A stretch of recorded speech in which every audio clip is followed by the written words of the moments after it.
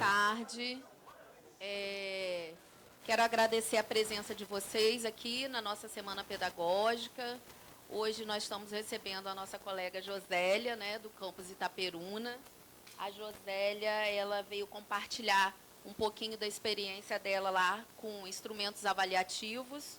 Eu vou ler aqui para vocês um pedacinho do currículo da Josélia e depois passo o microfone para ela, tá bom?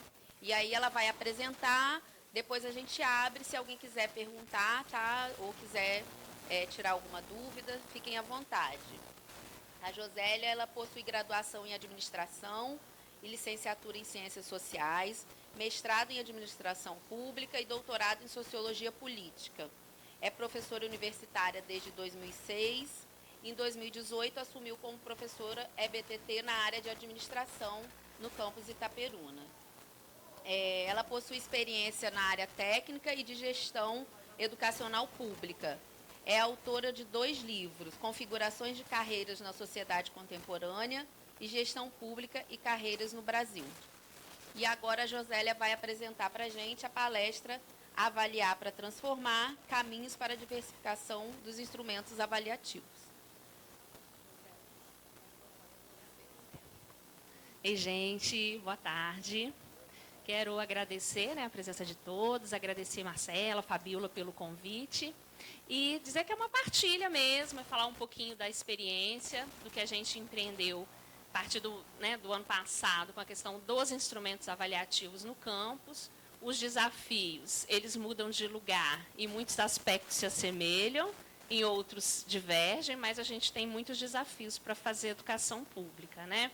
Haja vista que semana passada eu li um artigo de um colega da USP em que ele falava que a gente está falando tanto de apagão de tecnologia e ninguém está olhando para o apagão de professores que a gente vai viver nos próximos anos no Brasil. Né? Aí ele faz um gráfico comparando que em torno de 30% a 40% dos estudantes de ensino médio pensavam em ser professores até a década de 90. Hoje esse número caiu para 5%. Então, nós estamos falando tanto de tecnologia, mas a gente está precisando olhar um pouquinho também para o apagão de professores que a gente tende a viver nos próximos anos no Brasil. E os motivos todo mundo já conhece. Se eu for elencar aqui, a gente tem uma lista de 250. Né?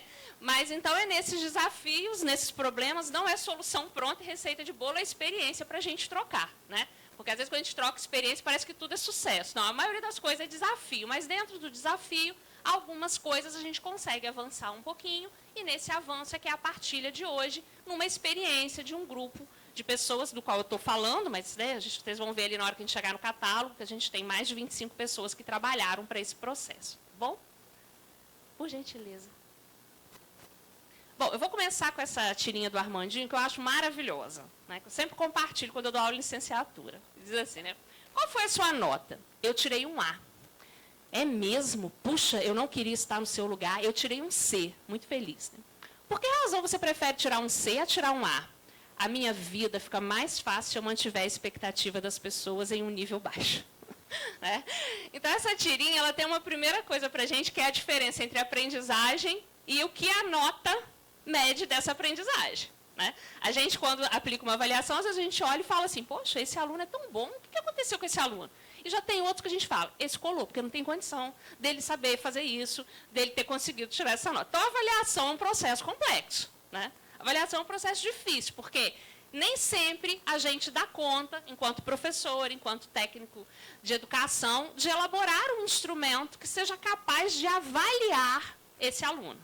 Por várias razões, não só por limitação nossa, por tempo, pela diversidade de estudantes que a gente tem nas turmas, às vezes, por questão de necessidades específicas dos estudantes, por uma série de coisas. Né?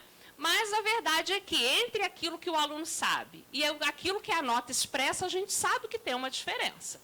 E aí começa o grande desafio de avaliar a aprendizagem, que é a gente pensar como e de que modo eu consigo pensar, planejar e executar um processo de avaliação da aprendizagem que seja o mais justo, correto e coerente possível para mim, para a minha disciplina ou disciplinas e para o meu estudante.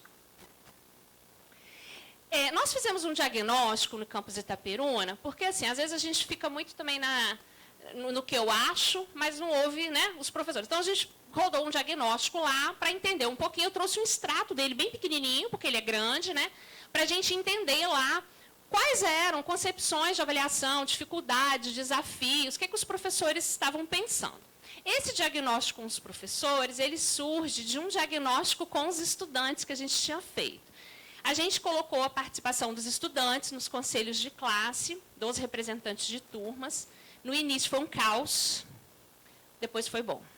Eles foram aprendendo a exercer esse momento de fala deles. E eu falo sempre com os meus colegas, é escuta de estudante, não é bate-boca com o estudante. A gente tem que ouvir esse estudante. A gente fala com ele o ano inteiro. Vamos dar 10 minutos aqui para no conselho, perante os colegas, professores, ele poder falar a percepção dele sobre o seu processo de ensino-aprendizagem. E uma coisa que os estudantes falaram é que, assim, a gente faz muita prova. Tem semana que a gente faz 14 provas escritas. Gente, eu sou professora, se você me der, sou professora de administração. Se você me der 14 provas de administração da matéria que eu dou aula na semana para fazer, eu não consigo. Eu tô muito sincera, eu não consigo, minha cabeça buga. E não é porque eu sou velha, não. É porque é difícil. Então, os estudantes falam, a gente está muito sobrecarregado de prova escrita, prova escrita, prova escrita, prova escrita, com um calendário, às vezes, não muito razoável. A gente sabe que encurta com sábado letivo e tudo isso. Ouvimos, anotamos, vamos ouvir os professores, vamos entender como está esse processo na visão dos professores, né? E aí, esse diagnóstico, ele foi muito importante para a gente, né, da gestão do campus, mas também para os próprios professores, para ter ali um momento formal da gente identificar e mapear isso. Então, assim, uma coisa que a gente observou é que, assim, a nossa avaliação, ela é basicamente somativa, né?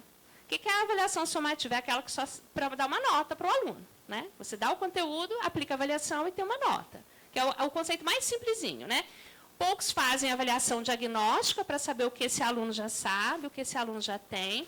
Cremilson, me lembra que isso é dos técnicos, não é? Eu sempre confundo, porque aqui é muita direção, gente. É um campus grande, eu sou do interior, né? Então, assim, Cremilson lá no técnico. Muitas das vezes a gente recebe estudante trabalhador que uma série de coisas ele já domina e muitas das vezes ajuda os professores. Quando eu converso com o pessoal da eletro, da automação, eles falam isso. Tem aluno que já faz isso aqui há 10 anos. E ele vem para cá, mas ele já sabe fazer isso aqui específico, ele não é técnico, mas isso aqui ele já manda muito bem.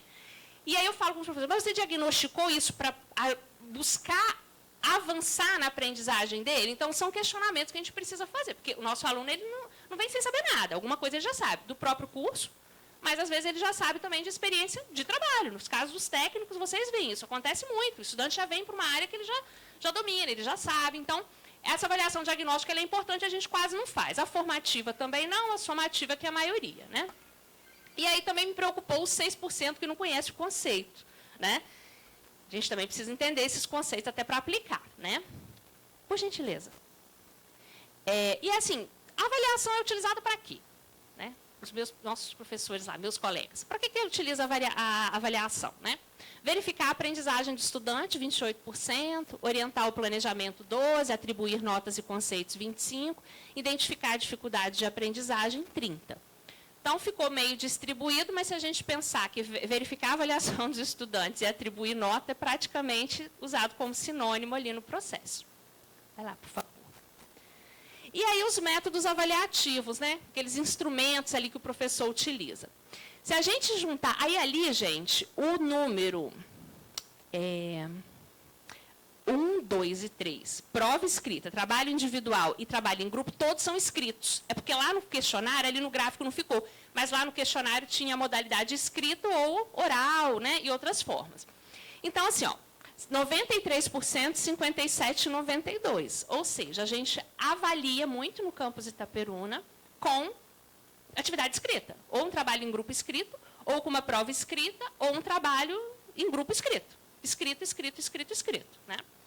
Tem problema isso? Problema não sei, mas é extremamente repetitiva a forma de avaliação. Será que apenas a avaliação escrita, o instrumento escrito, ele está dando subsídio para mim, enquanto professora, entender o que esse aluno sabe? E, principalmente, ele está permitindo que esse estudante demonstre tudo que ele aprendeu, tudo que ele sabe? Não sei. A gente precisa pensar. Então, é desse ponto que esse trabalho que eu vim trazer hoje parte. É de um diagnóstico que identificou que a gente, realmente, aquilo que os estudantes reclamavam, também se repercute na resposta dos professores. Trabalhamos apenas com prova escrita. E nós somos um instituto de formação técnica. E no mundo técnico, o que a gente menos faz é escrever. Isso é o mundo acadêmico que faz. No mundo técnico, a gente executa. Se eu estou falando lá do meu aluno de sistemas de informação, ele vai programar, ele vai desenvolver sistemas, ele vai fazer outras coisas. Que muitas das vezes a prova escrita não dá conta de medir, de permitir a ele executar isso, né? Então, parte desse princípio aqui do diagnóstico. As perguntas vão ser no final, né, Marcelo? Tudo bem até aqui? Vamos lá. E aí, eu queria rapidinho com vocês usar o celular para fim pedagógico. Eu adoro falar isso, né? O uso do celular permitido para fim pedagógico. Passa mais um para mim, querido. Agora é a enquete.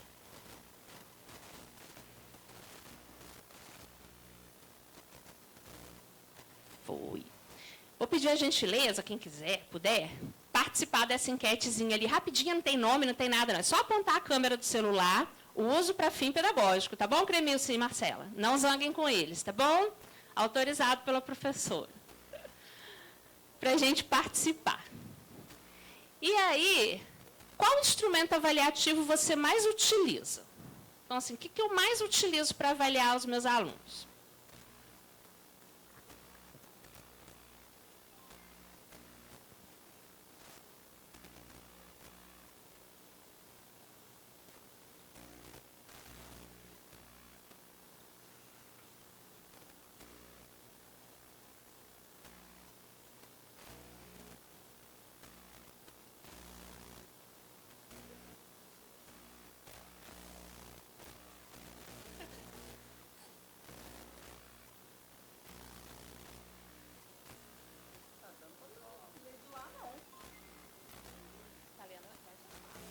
Vai lá pertinho, amiga.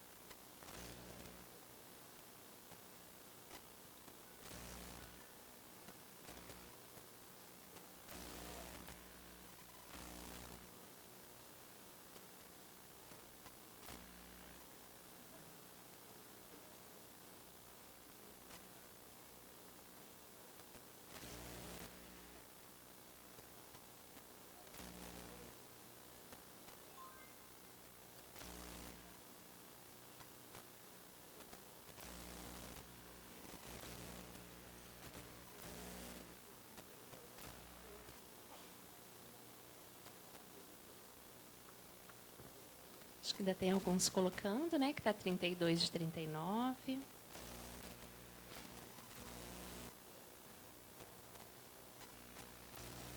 Depois vou passar para você, tá, Marcela?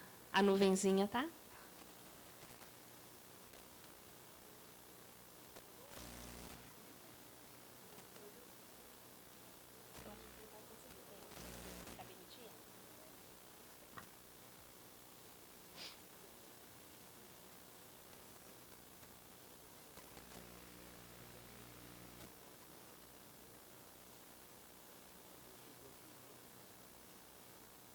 Tem alguém respondendo aí?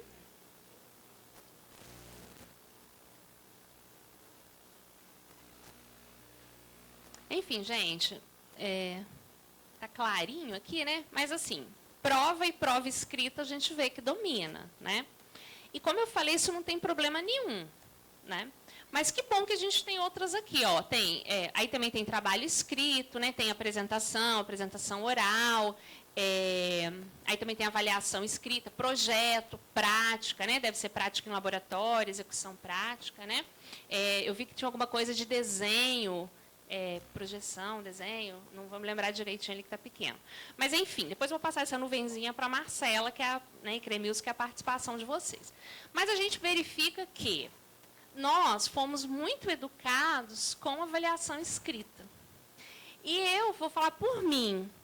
Quando o professor me dava uma avaliação como aluna, que não era escrita, eu achava que ela era fácil e enrolada. Eu falava, isso não é importante. Não é importante, ele nem deu prova. Eu, Josélia. Tá? Essa matéria não deve ser importante, não, porque não tem prova escrita. Né? E aí, eu tinha uma matéria na graduação, vou pegar só da graduação para cá, que era de projetos financeiros, né, que eu sou administradora, detesto, sou da educação. Aí, o professor não dava prova escrita, a gente tinha que fazer o projeto financeiro. Qual matéria da faculdade a que achou que era fácil tomou bomba? Projeto financeiro. Tudo bem que eu também não sei gerenciar dinheiro, né? Mas tudo bem. Não continuo sem saber. Também não tenho. Mas, o que eu estou dizendo? Aquilo que o próprio aluno percebe que não é importante, quando você não dá uma prova escrita. Eu falei, essa matéria deve ser fácil, porque não tem prova escrita, mas eu não sabia fazer o projeto. E ele falou comigo, eu não quero saber que você me fale o que é retorno sobre o risco. Eu quero que você me mostre no projeto o que é retorno sobre o risco. E eu não conseguia mostrar, porque eu não sabia o que era, porque eu também não dei importância para aquilo.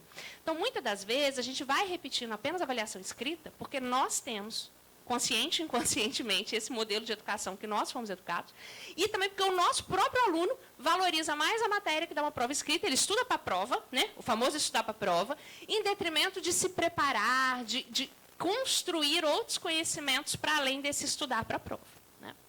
Passa para mim, querido. Depois vou passar para a Marcela e Cremilson essa enquetezinha de vocês, que aí vai dar para ler melhor. Eu estou com dificuldade de ler, que está claro. Botei um fundo branco também, né? Não ajudou muito. Acho que agora você tem que voltar, né? Isso. Então, assim, se eu for perguntar, não vou por causa do tempo, né? Para não tomar muito tempo de vocês, mas assim, a gente tende a usar os mesmos instrumentos. Eu dou aula há 23 anos. E a gente tende a repetir os mesmos instrumentos, né? Por costume, aquilo que a gente já era avaliado assim na faculdade, a vida inteira. Então, a gente tende a reproduzindo, né? A gente, às vezes, entende que é porque é o melhor para o meu objetivo da minha matéria. Então, prática é melhor, prova escrita é melhor, apresentação oral é melhor. Facilidade na correção, isso também acontece quando a gente tem, às vezes, muitas turmas muito grandes, a gente tem que pensar, ó, se eu dou uma prova se eu dou um trabalho tem que todo mundo apresentar, não vai dar tempo. Então, eu vou colocar um negócio mais objetivo aqui para facilidade de correção. Não tem problema não, gente. A gente não pode adoecer por causa do trabalho. Então, isso é justo também. Então, esse também é um dos critérios que a gente verifica. E a diversidade dos alunos, né? Às vezes, a gente acaba se complicando ali quando a gente coloca uma coisa muito diferente também por causa dessa heterogeneidade das turmas. A gente tem alunos que chegam muito bons no instituto, mas a gente tem alunos que, às vezes, têm dificuldade em leitura, escrita e matemática básica. Quem trabalha em curso técnico sabe o que eu estou falando. Né? Tem estudante que a gente fala, meu Deus, como é que eu vou trabalhar com esse aluno que ele tem dificuldade de interpretar regrinha de 3, basiquinha lá né? Então, a gente tem também isso que, às vezes, a gente também precisa olhar, que se a gente for evoluindo muito nessas técnicas de avaliação, a gente também não dá conta dessa diversidade dos estudantes. Né? E agora, sim, para a gente pensar, né? Eu também, enquanto professora. A gente tem critérios claros nessas avaliações? Esse é um ponto que a gente precisa pensar se a gente quer trabalhar com avaliações mais justas e coerentes. O critério do qual o seu aluno está sendo avaliado, ele está claro para o aluno? Porque, gente, ser avaliado é horrível. É horrível. Eu estou feliz conversando aqui com vocês, porque eu não tenho uma plaquinha para vocês me avaliarem no final. Se tivesse, eu estava tensa. Eu estava nervosa. Ser avaliado é muito ruim. Então, se é ruim para a gente, é ruim para o nosso aluno também. Mas imagine você ser avaliado, se no final aqui Cremilson fala de surpresa assim, Josélia, agora nós vamos te avaliar. Baseado nisso, eu vou ficar desesperada aqui. Isso não vai impactar nem a minha vida, né? Diferente do nosso aluno. Então, ser avaliado é ruim. Se ser avaliado é ruim, imagina quando a gente não coloca critério claro para o aluno, do que ele está sendo avaliado, do que se espera dele, o que se busca dele, né? Esse processo de comunicação. O nível de complexidade é coerente com os objetivos de aprendizagem a serem avaliados? O que eu pretendo com essa avaliação? É saber o que o aluno sabe, mas apenas reproduzir o conceito ou eu estou querendo ir além disso, né? Propicia o levantamento real do que o meu aluno aprendeu? São questões para a gente pensar enquanto professores. Essa avaliação permite que eu realmente entenda o que o meu aluno aprendeu ou não? Estou apenas cumprindo ali, tem que dar prova, porque às vezes a gente está no automático, tá, gente? A gente vai no automático, tem que dar prova, corrigir prova, lançar nota, fechar diário, fazer conselho. Conselho é junto com a semana de formação para matar o povo, mas é assim que vai, né? E assim, depois da avaliação, a gente observa o resultado e reflete sobre o desempenho desse aluno? Às vezes a gente não tem tempo, a gente precisa pensar nisso. Quando a avaliação uma turma foi muito mal. Isso não significa que o professor não ensinou direito. Eu tenho isso muito claro para mim, enquanto professora. Mas, será que essa avaliação estava coerente ao nível, ao objetivo, ao conteúdo que eu trabalhei em sala de aula? Será que ficou compreensível para o aluno que ele ia ser avaliado dessa forma? São questões para a gente pensar, para a gente se autoavaliar. Porque para educação, né, gente, é muito subjetivo. Você trabalha 10 anos com uma matéria. Lá no primeiro ano do curso técnico de telecomunicações, né? Aí você dá aquela matéria sempre. Aí, do nada, você pega uma turma que você fala, gente, parece que eu mudei de curso. Esses alunos são totalmente diferentes dos alunos que eu tenho costume de trabalhar. Isso acontece com vocês? Comigo acontece muito. Eu estou com uma turma de superior que acabou o semestre passado, que eu brinquei. Eu falei, gente, eu vou levar um bolo para comemorar, porque eu nunca vi uma turma tão desafiadora. Que às vezes eu olhava e falava, gente, vocês estão na 5ª série? Porque eles eram imaturos demais, umas brincadeiras. O dia que o Flamengo ganhava, o Flamengo perdia, eles não deixavam dar aula na segunda-feira. Eu falava, gente, vocês estão na 5ª série, eu vou ter que chamar a atenção. Curso superior. Então, a gente tem turmas que desafiam muita gente. E, às vezes, a gente nem se autoavalia, nem para pensar e para refletir esses processos, né, essa adequação. Oferecer feedback é uma coisa importante para a gente fazer, e aí também tem uma meia-culpa que eu estou trabalhando com os alunos. Por quê? Muitas das vezes, quando a gente dá a prova, fecha ali a etapa avaliativa, tem aquela aula que eu e vários professores, imagino que alguns de vocês, vão discutir a avaliação, a prova, dar o feedback do seminário, entregar a correção do relatório da prática e tudo isso. Os alunos não vão nessa aula. Vocês concordam que isso acontece? Aí eu falo, gente, vocês estão perdendo. Porque a prova, a avaliação, ela não acaba ali no momento que você fechou a nota. Tem o depois, entendeu? O que você errou. Aí você não vai nessa aula, o que o professor pode fazer? Ir na sua casa, mandar um e-mail, e a gente não tem condição de fazer isso. Então, eu tenho trabalhado muito com os alunos, com os professores e com os alunos, né? A avaliação, ela não acaba quando você fecha a nota. É importante depois para você entender o que você errou, tirar dúvida com o professor do que você errou, oportunizar que o professor te esclareça. Uma coisa que, às vezes, é sequência na didática. Na próxima aula, vai retomar um assunto daquilo. No próximo bimestre ou trimestre, você vai retomar aquilo que você não aprendeu. Então, é uma sequência. Mas os alunos, às vezes, e os alunos, às vezes, não enxergamos assim, né? Propicia a retomada dos conhecimentos não assimilados e, né, replanejar estratégicas didáticas a partir desses resultados. Até agora, estou só nos questionamentos. Vamos lá, amiguinho. Né? A avaliação, a gente precisa pensar nela para além da nota, avaliações mais inclusivas e o próprio protagonismo do estudante nesse seu processo de avaliação. Vai lá, amigo. Isso aqui foi gerado com inteligência artificial. E aí eu queria falar com vocês assim, né? Que a gente tem 2 extremos ali de educação, e a gente fica tentando se equilibrar entre eles enquanto professor. A gente tem ali a educação bancária, criticada por Paulo Freire e outros autores da educação, que é aquela da reprodução, né? O professor ensinou assim, eu reproduzo aquilo. O professor ensinou assim, eu reproduzo aquilo, né? Com provas muito conceituais, pouco práticas, que não conecta muito com aquilo que o estudante já sabe. E, no outro extremo, a gente já tem as avaliações, uma compreensão de avaliação mais emancipatória, em que o próprio estudante participa dessa construção e desse seu processo de planejamento de avaliação. Exemplo máximo disso, a gente pode ter os projetos integrados da Universidade de Aveiro. Quem quiser saber um pouquinho mais, recomendo a professora Valentina Chanikova, que é uma professora em que o estudante, ela trabalha numa linha, outra estrutura, tá, gente? A gente não consegue fazer isso aqui, não, mas estou falando do mais avançado. Ela trabalha numa estrutura em que o estudante planeja como será avaliado. Ponto. Então, isso já é o oposto extremo, né? Tira todo o departamento dela, já trabalha dessa maneira, como reprodução de... Então, a gente tem também a Escola da Ponte. Alguns exemplos que me vêm à cabeça, que é o estudante totalmente protagonista do seu processo de ensino-aprendizagem. Seleção de conteúdo passa pelo estudante e processo de avaliação. Então, a gente tem um processo muito tradicional de um lado, educação bancária criticada por Paulo Freire, e de outro, algo muito evoluído. A gente não consegue, não deve fazer nenhum muito, e o outro extremo a gente não vai conseguir com a estrutura que a gente tem. Então, estudo de tempo, planejamento, turmas, quantidade de aulas, modelo mesmo educacional, projetos pedagógicos, tudo isso. Então, o que a gente precisa pensar é como nos equilibrar entre esse método muito tradicional em que fomos educados e as novas demandas e necessidades desses estudantes do mercado de trabalho, de profissionalização e tudo isso, para que as nossas avaliações sejam mais justas e coerentes conosco, com as nossas escolas, com o nosso instituto e também com os nossos estudantes. Passa aí, amiguinho. Pode passar. E aí, agora eu vou para a experiência do campus Itaperuna. Cremilson, você está com a tarefa, porque eu sou sem noção de tempo. Tá bom? Eu falo muito, sou sem noção de tempo.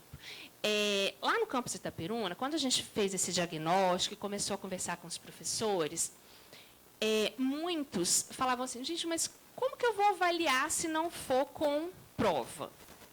Mas eu não posso. Eu falei, gente, mas ninguém está falando que vocês não podem dar prova. Mas como que eu vou avaliar isso se não for com trabalho? Aí eu falei, tá, vamos pensar então. Então, a gente, quebrando cabeça lá, nós perguntamos, pegamos os planos de ensino, conversamos com alguns coordenadores, falamos, quais métodos de avaliação que você tem aí no seu curso, no seu colegiado, os planos de ensino, que você acha interessante? E a gente listou alguns. Desses alguns que eram executados lá no campus, a gente pensou assim, tá, vamos selecionar alguns que podem ser aplicados no técnico médio, no técnico subsequente, concomitante, no nosso curso, nos cursos superiores e também na pós-graduação, que é o que a gente tem lá. Né? A gente é um campo do interior. Então, como que a gente trabalha com isso lá? Então, a gente chegou em 20 instrumentos. No meio do processo, eu estava com vontade de cair para 10, que eu estava exausta, mas foi 20. E aí, uma coisa que a gente, nessa experiência, eu estava até falando com a Marcela mais cedo, a gente não quis, a nossa ideia era, vamos criar, então, um catálogo para que os professores possam acessar instrumentos avaliativos. Só que a gente não queria pegar algo tipo Wikipedia, a gente não queria pesquisar, ou algo que é feito aqui no Campo Centro, para chegar lá e falar, isso dá com o aluno do Campo Centro, aqui em Itaperuna? Ou então, essa aqui é uma experiência lá do IFES Vila Velha, onde meu filho estuda. Não! Isso aqui dá lá no IFES, aqui em Itaperuna não. Então, vamos pegar coisa que é executada aqui, com o mesmo aluno, com o mesmo professor, com a mesma dificuldade de internet, com tudo difícil, igual a gente tem aqui. Né? Então, esses 20 instrumentos são instrumentos avaliativos utilizados lá, provavelmente utilizados aqui, por alguns ou por mais professores, grupos de professores, e em que a gente, a partir deles, são esses. Então, vamos criar o catálogo. Aí você passa para mim, amiguinho. Pode abrir o catálogo.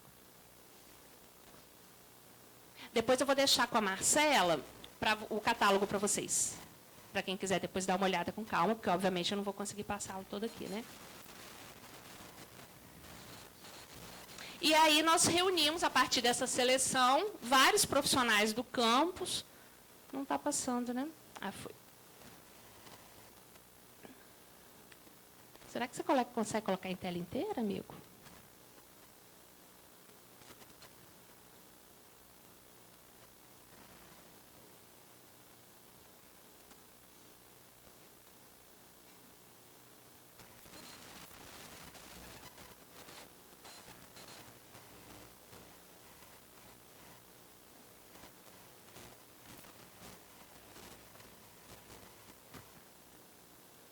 Bom, e aí nós fomos selecionando, enquanto ele coloca, eu vou falando para não atrasar vocês. Nós selecionamos os instrumentos e fomos elaborar o catálogo. O que é o catálogo?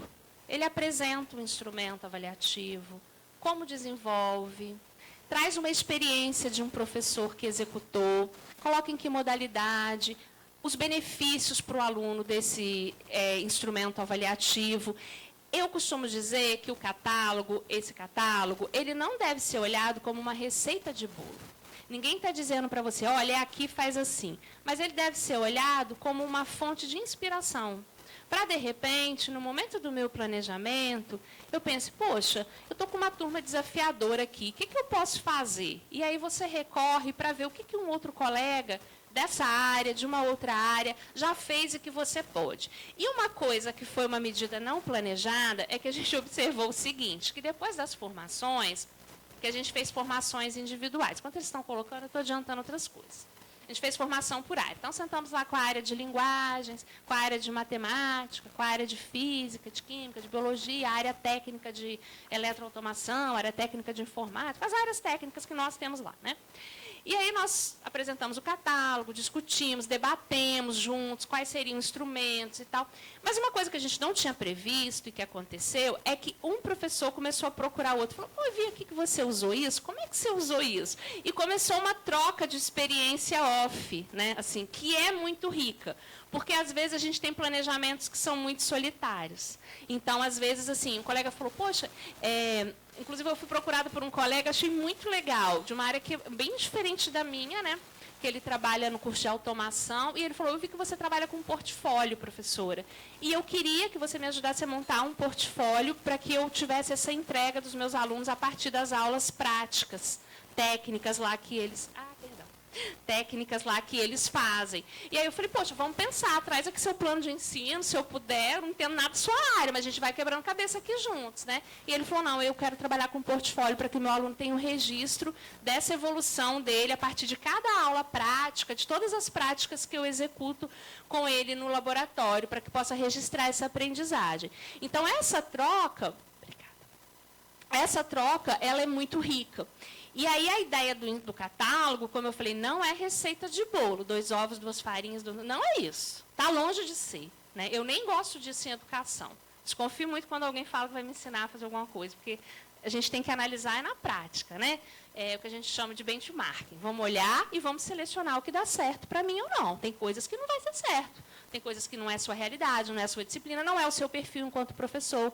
Mas é um modelo que é para a gente se inspirar no que tem e olhar e consultar e ver e trocar ideia com um colega. O objetivo é esse. Passa lá para mim. Ali são os colaboradores, né, todos os professores ali que nos auxiliaram, todos os professores lá do campus. Vai lá, amigo. E aí a gente tem... Passa lá de novo. Pode passar. Vai lá na parte do primeiro instrumento.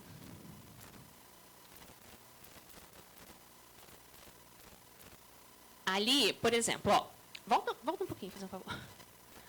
Eu estou com dificuldade aqui, que está claro. Passa. Tá bom. Esse aqui... Eu vou ter que chegar perto, não estou enxergando nada. Foi um trabalho executado pela professora Giselda, na área de literatura e língua portuguesa. Ela trabalhou com a atividade artística e cultural. Né? Então, para a área de artes, de linguagem, de literatura, outras áreas, de repente, mais ligadas a designer, né? A marketing, a questão que o aluno precisa ter essa consciência mais de produção, de arte. Enfim, então, assim, a gente tem para cada instrumento avaliativo um exemplo. Passa para mim, fazendo um favor. De como que o professor desenvolveu, o objetivo, qual o resultado que ele alcançou, né, com essa atividade. E os professores foram bem sinceros. Então, tem um que falou assim, olha, foi muito bom, o resultado foi esse, porém, para quem for executar, tem que ter tempo. Deu um trabalho para a organização com os alunos, houve muita demanda fora de sala de aula, para orientação. Então, assim... o que é interessante é que a própria prática foi compartilhada, não dizendo que é tudo flor, porque não é. Mas, assim, isso é difícil, você tem que olhar isso, você tem que observar isso, né? No sentido mesmo da gente ter esse composto aí, né, de informações. Você passa para mim, querido, fazendo um favor? Ali, exemplos de artigos. E, assim, gente, são métodos avaliativos da prática nossa. A gente não queria colocar, vamos colocar... Google Site, que só um professor do campus desenvolve. Não seria interessante. A gente quer algo que a maioria dos professores pudessem replicar para se inspirar. Tá? E aí, depois eu vou deixar com a Marcela o catálogo. E aí, quem sabe, vocês não se reúnem num planejamento de vocês e façam o próprio catálogo de vocês. Né? Não precisa ser com essa ideia, não. Pode ser com a ideia de vocês. Enfim, vocês são outra realidade. Mas, né, é sempre importante a gente trocar ideia. Passa, aí você volta lá para mim, querido.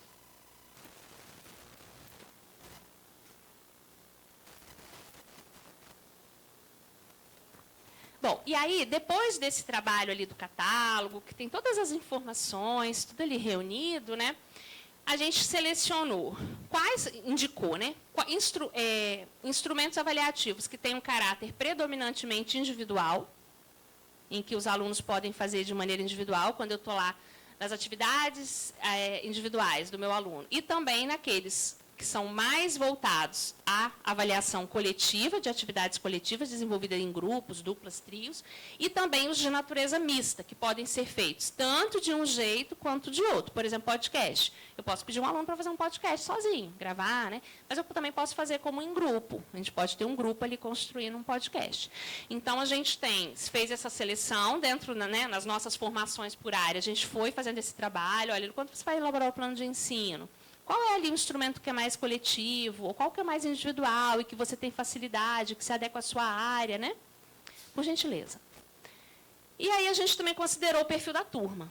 Né? Então, assim, como eu falei, eu dou aula no ensino superior, esperava que os alunos fossem maduros, toda segunda-feira eles estavam brigando, porque o Flamengo ganhou, o Flamengo perdeu, não sei quem desceu. Eu falava, gente, pelo amor de Deus, 43 homens brigando com um negócio de futebol, parece que eu estou dando aula para a quinta C. Brincava com eles. Não, professor, vamos parar aqui. Aí, depois, mas o Flamengo, eu falava, gente, pelo amor de Deus. Então, assim, super imaturos, né? Às vezes eu desafiei, eu não sei dar aula para menino de quinta série, não, gente, pelo amor de Deus, me ajuda, né? Então, perfil de turma. Tem isso, a gente sabe que às vezes acontece. Então, a gente vai ter turma participativa e turma menos participativa. Né? Eu sou professora de sistemas, meu amigo querido Luiz Maurício também. É um povo que não gosta muito de falar, não é, Luiz Maurício? Engenharia da computação, tem alguém aqui dessas áreas? Os alunos não gostam de falar? Não gosto, né? É perfil da turma. Eu já trabalho em sistemas há muito tempo, eu falo, perfil deles, também quando eu trabalho em contabilidade, precisa pedir um seminário, o povo não falava. Eu falava, gente, vocês vão atender clientes, vocês estão sabendo que vai chegar uma pessoa lá, vocês vão ter que passar. Eles não gostam, perfil, né? Então, a gente também fez essa análise por turma. E aí eu estou compartilhando com vocês. Então, se eu tenho uma turma mais participativa, debate, seminário, comunicação oral e banner, salas temáticas, projetos de ensino, pesquisa e extensão, que articulem ali com projetos que vocês já tenham, podcasts. Os alunos têm gostado muito de elaborar podcast. Depois eu vou contar um exemplozinho que nós elaboramos lá no superior. Os alunos amaram a experiência, porque depois eles podem compartilhar em rede social e tudo isso, né? Vídeo documentários. Fábio mesmo fez outro amigo querido, fez um vídeo documentário bem legal lá sobre a memória do Moab, me lembro. Moab, né? Apresentações artísticos culturais, jogos em equipe. Agora, turmas menos participativas, aquelas turmas que às vezes têm dificuldade para se organizar, para participar, né? Portfólios, que você pode fazer individual ou coletivo, mas é uma atividade que requer menos essa interação, mapas conceituais, fichamentos e resumos, resenhas, relatórios de aulas práticas, provas e testes, né? Com função diagnóstica e formativa, para além da somativa, e autoavaliação. Então, a gente foi elencando dentro do catálogo aqueles instrumentos que podem ser utilizados, considerando o perfil da turma e considerando a atividade avaliativa individual e a atividade avaliativa coletiva. Tá? E aí a gente também tem um processo que, às vezes, a gente precisa ganhar a confiança da turma para propor uma atividade mais elaborada. A1, ou primeiro bimestre, é muito difícil, às vezes, a gente propor um negócio muito elaborado que os alunos desconfiam. Esse professor está querendo me arrebentar, né? Agora ele vai me matar aqui. Então, assim, depois que ganha confiança no processo, já, de repente, a gente pode também, né? Podcasts em pequenos grupos, projetos com divisão clara de funções, jogos cooperativos, seminários com papéis definidos, quem vai ser o mediador, quem vai ser o pesquisador, quem vai ser o apresentador, né? E aí eu queria falar que nós fizemos, nós, o campus, né? Um grupo de professoras do ensino superior, elas fizeram um trabalho que eu amei, que era um debate, mas o debate era assim: surgiu uma nova pandemia mundial, tem uma empresa de um país tal, era um debate, né? Que tem uma patente de um medicamento que, ok, para essa doença aí, né? Essa nova cepa de pandemia. E aí, é uma conferência da ONU, cada grupo de estudante era um país. E aí, como você tinha que estudar como o país se comportava, como que o país tenderia a negociar, quais eram os aliados desse país, e tinha ali um representante diplomático na negociação. E as professoras eram as embaixadoras da ONU para aquela causa ali de saúde, a OMS, não sei o quê, e foram. E, gente, os debates mobilizou o campus, de tanto que os alunos levaram aquilo a sério. Não tinha, ninguém pediu roupa, eles procuraram como era a roupa típica, e foram vestidos com roupa típica. E assim, eles levaram aquilo como se fosse, sabe o TCC da pessoa? Eles levaram aquilo sério e o comportamento, e tinha hora que um aluno falava assim, não, eu queria concordar, mas eu esqueci que Luxemburgo vota contra Inglaterra, não sei o quê. Não sei o quê. E eles foram lá na história do negócio, e foi. E foi muito bom. E aí a gente também, depois, eu fui uma das juradas lá da atividade, que me convidaram, eu fiz uma avaliação, porque assim, eles em momento nenhum pensaram em quebrar a patente. Aí eu falei assim, gente, mas tem gente morrendo, vocês estão negociando aí 3, 4 dias e não quebraram a patente? Aí eles, né? Então, assim, a patente não pode quebrar. Eu falei, olha, gente, o lado econômico de vocês está mostrando que vocês estão alinhados com a ONU, né? Não quebra, deixa as pessoas morrendo, porque não pode quebrar a patente da empresa, né? Então, assim, esses questionamentos foi um trabalho muito rico. E aí, esse debate, essa pesquisa, todo o processo, valia nota na A2 para eles em 4 disciplinas. Foi atividade integrada. Por isso que eles se esforçaram. Mas olha o quanto que eles aprenderam. A professora de comunicação trabalhou com eles a parte de oratória, de articulação, de mediação. Não podia ter ofensa, tinha que ter capacidade de argumentação, coisa que está faltando no dia de hoje, que as pessoas só lêem a manchete da matéria, não lê nem a matéria no jornal. Então, eles tiveram que pesquisar. Né? A professora lá de metodologia pediu escrito, como que seria, todo o trabalho. A professora de formação do mundo contemporâneo, eu acho que era isso, né? A questão da pesquisa do país, da orientação do país. Então, uma série de coisas que foi um trabalho bem legal, que os alunos amaram fazer esse trabalho. Aprenderam coisas muito além do que apenas uma prova poderia ensinar. Isso eu tenho certeza, porque eu fui a jurar. Só para... sobre o ENAD, exatamente.